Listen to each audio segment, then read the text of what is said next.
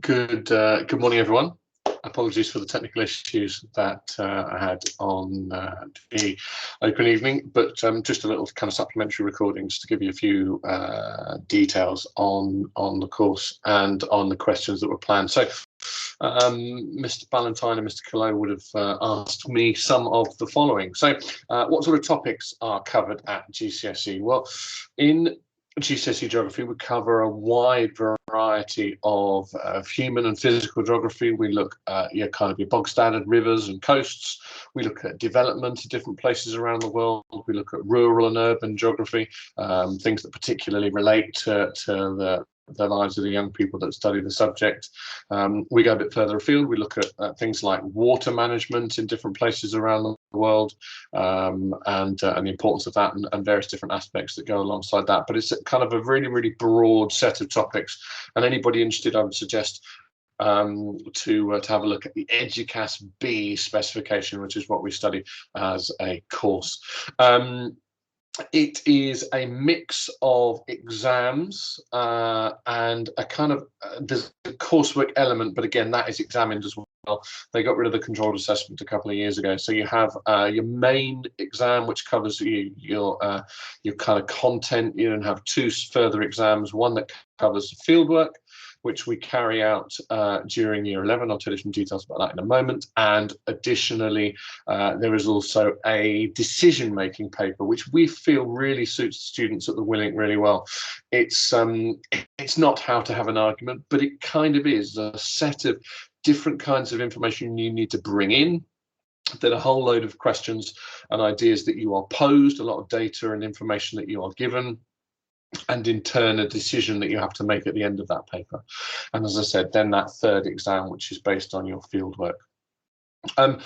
As a consequence of those different exams, questions you might wonder are what kind of balance is there on long and short answers and so on. In the paper 2 and paper 3, the decision making and the UK geography and fieldwork paper, you have a 12-mark answer.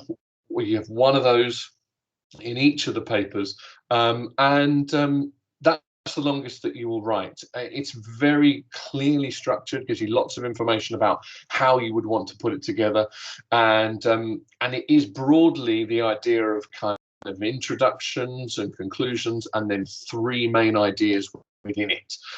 So if you think about it in that sort of way, it's a very clear structure towards.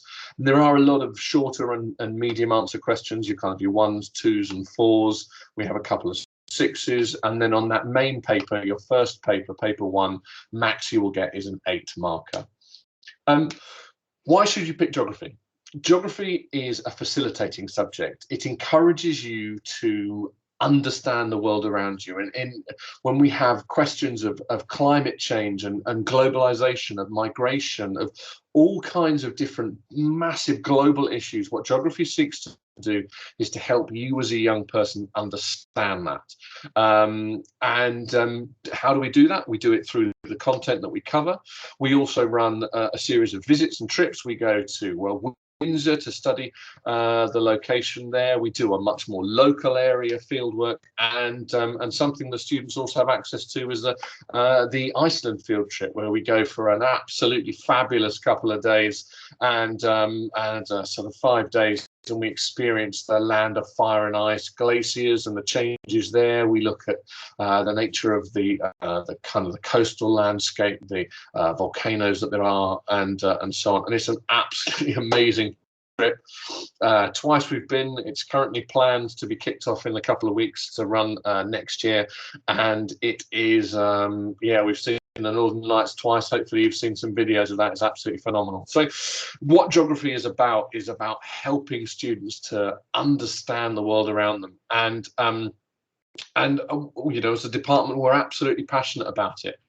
And we really think that it helps students to be able to take information that they've got, to analyze it, and to use it and to justify things, which ultimately is what you have to do in day-to-day life when you're out in work, taking ideas and doing certain things with them. So if you do have any questions, direct to me, to Mr. Fraser, to Mrs. Hurd, to Mrs. Starkey, to any of the members of the department if you've got any kind of broader questions. But thank you very much for your time. As I said, apologies again for the issues. Just moved into a new house, and apparently you get these teething problems in the first couple of weeks.